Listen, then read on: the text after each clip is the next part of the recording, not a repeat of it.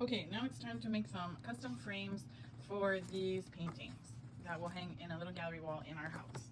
So for the dragon, I've picked some green materials. For the knight, some gray and possibly silver materials. And then for the princess, we have pink. So these were all things that I already had. So I'm going to try and make these into really beautiful borders. Let's see how it goes. First up, we got the princess. So I took the felt. I have a bunch of different colors. And I'm just cutting like a little scalloped edge to be the border. Up next, I'm cutting little eyelets out of the scalloped edges to make it look more like a ruffle. That's kind of the look I was going for.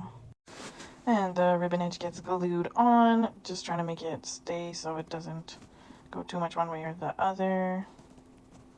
So I got that all glued in place, just kind of overlapped it and filled in the corners. And then I took some, it's a very light pink ribbon, and ran it along the edge like a frame.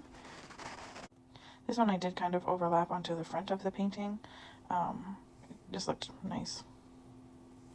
And then for the last step, I had some little strips of crinoline that actually I think came from something from the reuse center.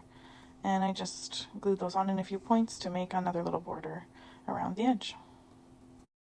And here we have the finished look as it is on the wall. You can see we have the 3 layers there. It's popping. Up next we have the knight. So for the knight I had this dark gray fabric.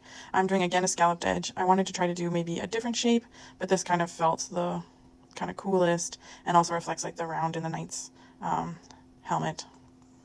So here we have most of the edge on, just adding some corners, and then I'm going ahead with that silver. It's actually a tablecloth material, and I'm just folding it around the edges to make, like, again, a little ruffle.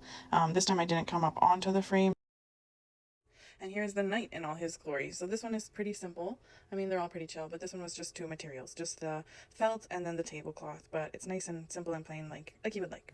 Last but not least, we've got the dragon. So I had some green felt. I cut that to look like his mane and tail curved outward. And then next I had some green ribbon and some green crinoline, and I put that around the edges, just folded under, and then the crinoline was twisted. And the only adhesive I used in this whole project is hot glue. And finally, the grand reveal, the dragon. So again, it's super chill, super fun. And here's everybody all together. Check them out. Woo! The gang's all here. I tried to do something off center.